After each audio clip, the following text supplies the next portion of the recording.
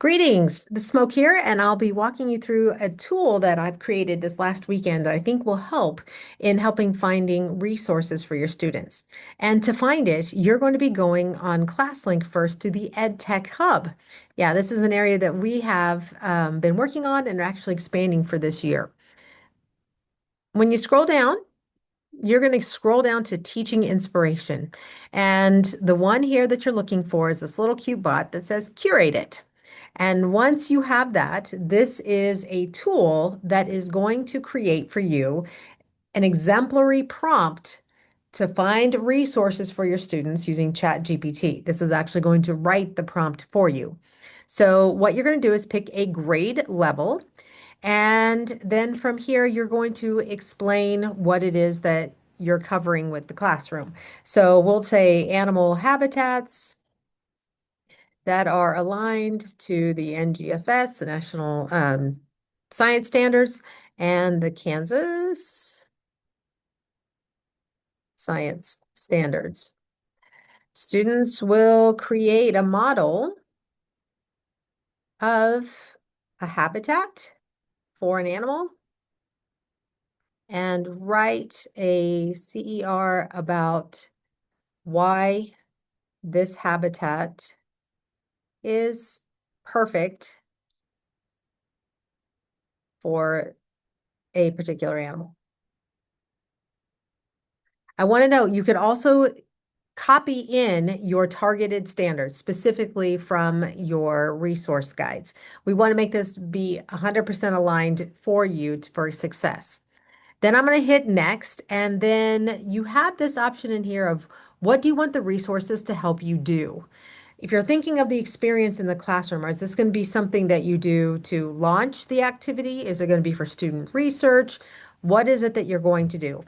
I'm going to say that we're looking for something to spark curiosity.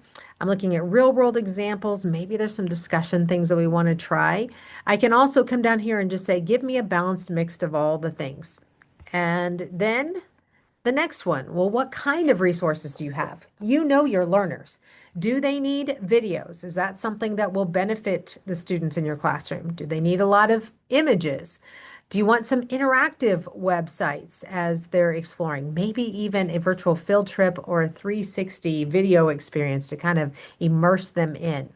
And we probably want some student-friendly text to go along with that. You could even explore primary sources or museum collections if you wanted to jump a little bit further, or you can say, let AI help me pick those. And then finally, what should the tool prioritize most? What do you need above anything else?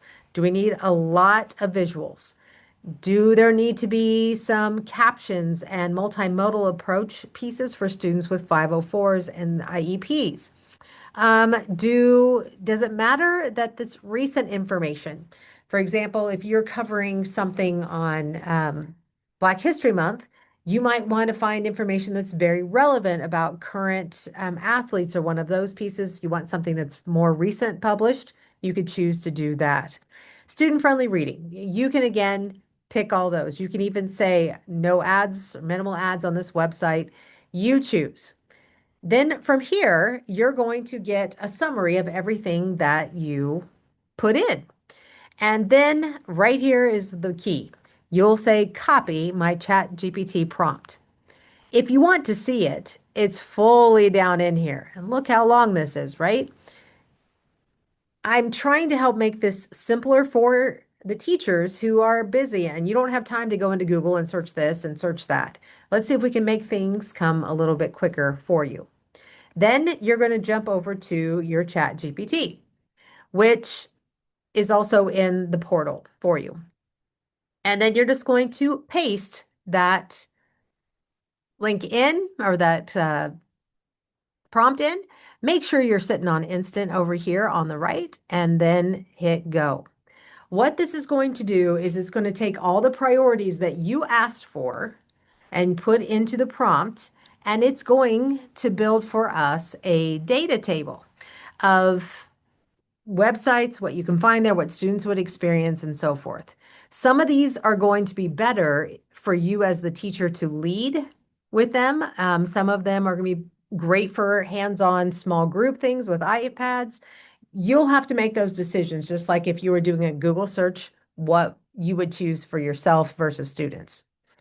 I've also programmed the prompt that it's pulling from high quality resource websites, things like NASA, things like PBS, Smithsonian, and so forth, national zoos. And here come our results. What makes a habitat a home? Here's the link, and here gives you an overview. Students explore habitats from deserts. And this shows you how it actually aligns to the NGSS. And this is an idea for you as a teacher. This is an excellent anchor resource. Once you click on it, it will open up in a new tab. And in here, you've got resources to help you get started. I just so you know. And it usually pulls between 3 and 8 results. But I want to point something out here. This is just shortening the hunt for you. You make the final call if this is the right tool for you.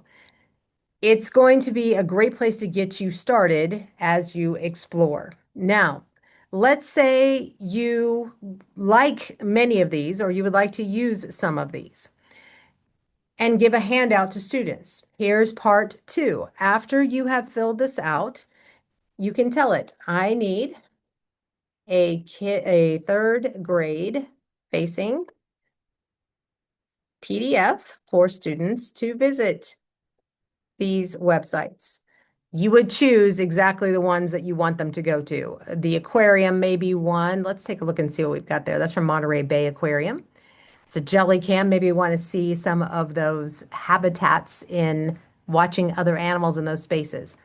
Whatever it may be, you might want to copy and paste the ones that you want students to see. And it needs to be visual. When I send that, it's going to pull all of the links from above, but you would tell it specifically which ones that you need.